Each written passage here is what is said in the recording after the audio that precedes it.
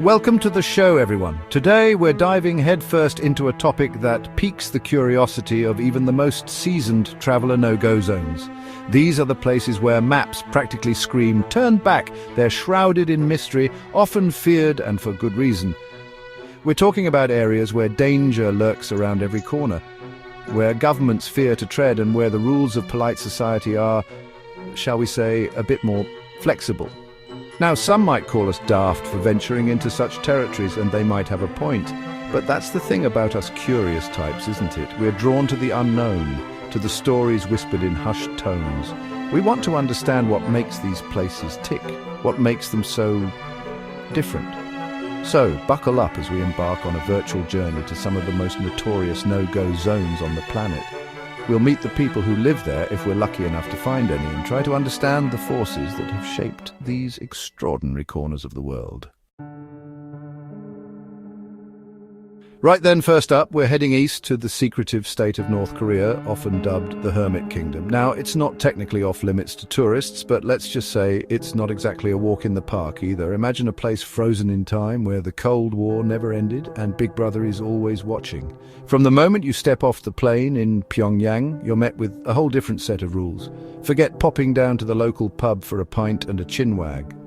Every move you make, every photograph you take is monitored by government minders. They're sticklers for the rules, these chaps, and any deviation from the approved itinerary could land you in some seriously hot water. We've all heard the stories about tourists being detained for seemingly innocuous offences, like accidentally leaving a Bible in their hotel room.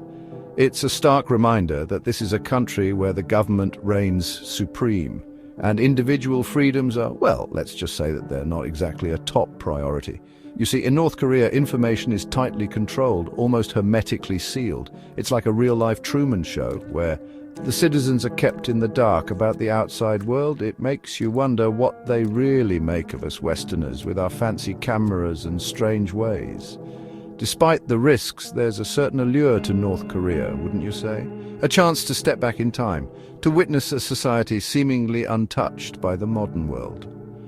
But it's a trip that requires careful consideration, a willingness to play by the rules, and perhaps a healthy dose of bravery, or maybe just a touch of madness, who knows? From one extreme to another, we now find ourselves in the eerie silence of the Chernobyl exclusion zone. This isn't your typical tourist trap, mind you. This is a place frozen in time, a chilling reminder of the devastating consequences of human error. It was back in 1986 when the Chernobyl nuclear power plant, nestled in what was then Soviet Ukraine, became synonymous with disaster.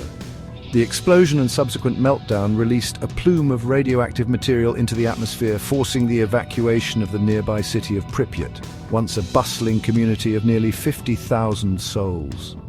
Today, Pripyat stands as a ghost town, its buildings slowly crumbling, reclaimed by nature. Eerie silence hangs in the air, broken only by the chirping of birds and the rustling of leaves. It's as if time itself has stood still, a haunting testament to the power of the atom unleashed. Venturing into the exclusion zone is a bit like stepping onto another planet, a post-apocalyptic world where nature has reclaimed what man has abandoned. Radiation levels vary throughout the zone, but there are still areas where it's simply not safe to linger for too long. Despite the risks, there's a growing fascination with Chernobyl, a desire to witness firsthand the aftermath of one of the world's worst nuclear disasters. Guided tours take visitors through the abandoned city, past the Ferris wheel that never had a chance to spin, the school desks still littered with books and toys. It's a sobering experience, a reminder of the fragility of life and the enduring impact of human actions on the planet. But it's also a testament to the resilience of nature, slowly but surely reclaiming its own. Next, we find ourselves amidst the vibrant chaos of Rio de Janeiro. But we're not here for the beaches or the samba, oh no. We're delving into the heart of Rio's favelas, a world often shrouded in myth and misconception. These sprawling communities clinging to the hillsides are a city within a city, home to millions of Brazilians. Life here is a world away from the glitz and glamour of Copacabana or Ipanema. It's a place of stark contrasts where poverty and resilience exist side by side, where the rhythm of life is dictated by a different set of rules. Now, the favelas have a reputation, don't they? They're often portrayed as lawless and dangerous, ruled by drug lords and gangs. And while it's true that crime and violence are a very real problem here, it's important to remember that the favelas are more than just their stereotypes. They're vibrant communities full of life, music, and a strong sense of community spirit. It's a place where people look out for each other, where neighbors share what little they have, and where the human spirit shines through despite the challenges. Venturing into the favelas can be a daunting prospect, and it's not something to be undertaken lightly. But for those willing to look beyond the stereotypes, it's a chance to experience a different side of Rio, to meet the people who call these communities home, and to gain a deeper understanding of the complexities of life in this sprawling metropolis. Hold on tight, because our next stop takes us to Mogadishu, the capital of Somalia. Now, Somalia has had its fair share of troubles, hasn't it? Decades of conflict, famine, and political instability have left their mark on this once thriving nation. Mogadishu, in particular, has become synonymous with danger. A city scarred by violence and the ever-present threat of terrorism. The scars of conflict are visible everywhere you look, from the bullet-riddled buildings to the makeshift checkpoints manned by heavily armed soldiers. The threat from Al-Shabaab, the Islamist militant group, is a constant shadow over the city. They carry out attacks with chilling regularity, targeting government buildings, hotels, and public gatherings. It's a stark reminder that the road to peace and stability is a long and arduous one.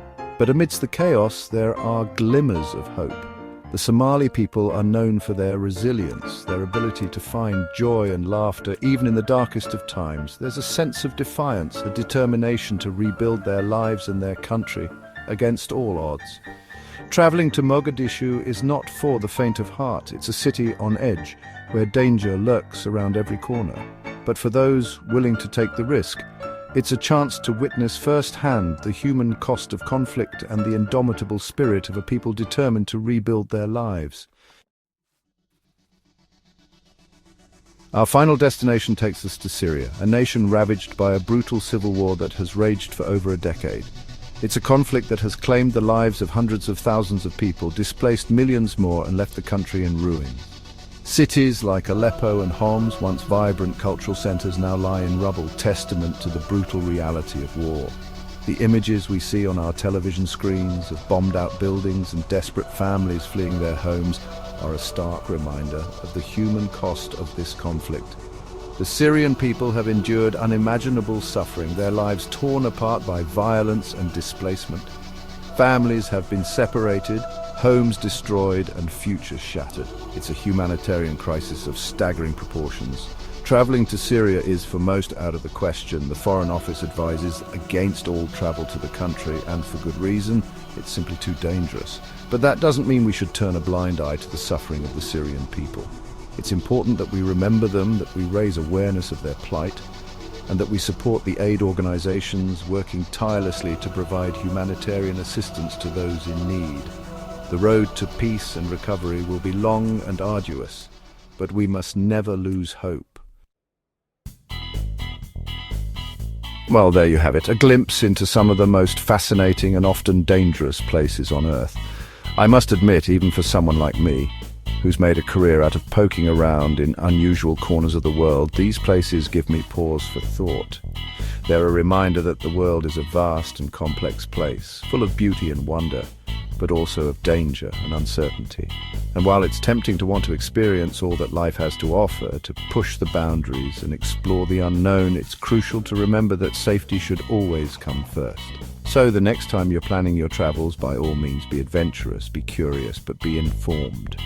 Do your research, listen to the experts, and most importantly, trust your gut. Stay safe and happy travels.